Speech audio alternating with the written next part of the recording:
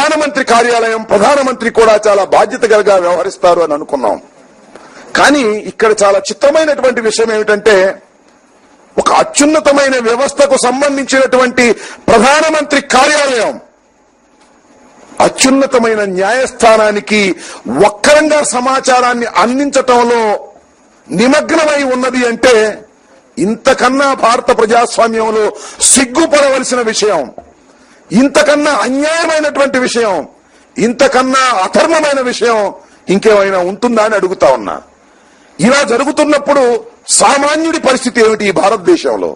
ఇలా జరుగుతున్నప్పుడు కాంగ్రెస్ పార్టీకి వ్యతిరేకంగా ఉన్నటువంటి రాజకీయ పక్షాల పరిస్థితి ఏమిటి అని ఈ సందర్భంగా మనం గుర్తు చేసుకోవాల్సినటువంటి అవసరం ఉన్నది. ముఖ్యంగా మొన్న 26వ తారీఖున సిబిఐ డైరెక్టర్ సుప్రీంకోర్టు ముందు ఒక అఫిడవిట్ ఫైల్ చేస్తే కొన్ని నగ్న సత్యాలను ఆయన అంగీకరించాడు. అదే మార్చి 12వ తారీఖున స్టేటస్ రిపోర్ట్ సబ్మిట్ చేసినప్పుడు అడిషనల్ సొలిసిటర్ జనరల్ ఒక మాట చెప్పాడు సుప్రీంకోర్టులో బహిరంగంగా ఆర్గ్యుమెంట్స్ లో. ఈ రిపోర్టుని లేదా ఈ స్టేటస్ రిపోర్టుని మేము ఎవ్వరితోనూ పంచుకొనలేదు, మీకే డైరెక్ట్ గా సర్వోన్నత న్యాయస్థానానికి అందిస్తున్నాము అని బహిరంగంగా కోర్టులో ఆర్గ్యుమెంట్ చెప్పిన తర్వాత సిబిఐ డైరెక్టర్ 26వ తారీఖున ఆశ్చర్యకరమైనటువంటి అఫిడవిట్ ఒకటి ఆయన సుప్రీంకోర్టులో ఫైల్ చేశారు. దానిలో ఏమన్నాడంటే, అంతకు ముందు అడిషనల్ సొలిసిటర్ జనరల్ చెప్పింది తప్పనే భావనతో మేము ఈ విషయాలని అశ్వనీ కుమార్ అనే కేంద్ర మంత్రి, న్యాయశాఖ మంత్రితో పంచుకున్నాము.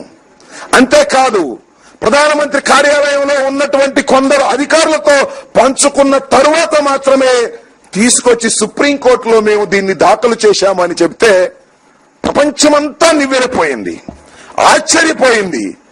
ఇవాళ దానికి తగ్గట్టుగానే సుప్రీంకోర్టు ధర్మాసనం, సర్వోన్నత న్యాయస్థానం కొన్ని వ్యాఖ్యలు చేసింది.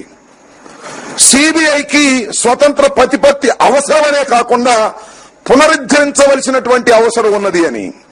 అంతేకాదు ఒక నమ్మకాన్ని ఒమ్ము చేసే విధంగా సిబిఐ వ్యవహరించిందని కూడా ఈ సందర్భంలో చెప్పడం జరిగింది. ఇది ఈ రాజకీయ పార్టీలో చెప్పినటువంటి విషయం కాదు. సిబిఐ మీద అత్యున్నతమైనటువంటి న్యాయస్థానమైనటువంటి భారతదేశంలో ఉన్నటువంటి సర్వోన్నత న్యాయస్థానమే ఈ విధంగా చెప్పిన తరువాత ఇంకా నాకు తెలియక అడుగుతాను, సిబిఐ విచారణ మీద ఇంకా నమ్మవలసిన అవసరం ఉన్నదా ఈ భారతదేశంలో అని అడుగుతా ఉన్నా. మీరు ఒక్కసారి అక్కడి నుంచి కిందికి వస్తే జగన్మోహన్ రెడ్డి గారి మీద సిబిఐ చేస్తున్నటువంటి దర్యాప్తులు ఏ విధంగా ఉన్నాయో ఒక్కసారి ఆలోచించుకోవాల్సినటువంటి అవసరం కూడా ఆసన్నమైందని మనం చేస్తున్నా. ఇంతకు ముందు అనేక సందర్భాలలో సిబిఐ అనేది దర్యాప్తు చేయడం లేదు, జగన్ మీద, వైఎస్ఆర్ కాంగ్రెస్ పార్టీ మీద దౌర్జన్యం చేస్తుందని అనేక సార్లు మేము విన్నవించుకున్నాం. ప్రధానమంత్రికి ఉత్తరాలు రాశాం, రాష్ట్రపతికి ఉత్తరాలు రాశాం. ఇది అన్యాయంగా, అక్రమంగా జగన్మోహన్ రెడ్డి కాంగ్రెస్ పార్టీకి వ్యతిరేకంగా బయటకు వచ్చాడు కాబట్టి, కక్షపూరితమైన వాతావరణంలో అమాయకమైనటువంటి, అన్యాయం చేయనటువంటి జగన్మోహన్ రెడ్డి మీద కత్తి గట్టి ఇలాంటి ప్రయత్నం చేసి 10 మాసాల నుంచి లోపల నిర్బంధించారని అనేక సందర్భాల్లో చెప్తూ వచ్చాం.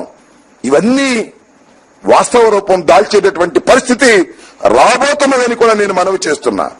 అన్యాయంగా, అక్రమంగా, రాజకీయంగా ఉపయోగించుకొని సిబిఐని జగన్మోహన్ రెడ్డి గారి మీద ప్రయోగించి ఒక కేసులో విచారణ జరుగుతున్నదనే క్రమంలో కేవలం ఆయన బయటికి వస్తే విచారణకు భంగం కలుగుతుందని, సాక్షుల్ని ప్రేరేపితం చేస్తాడని ఒక కుంటి ఆర్గ్యుమెంట్ తో ఇవాళ దాకా నెట్టుకుంటూ వచ్చారు.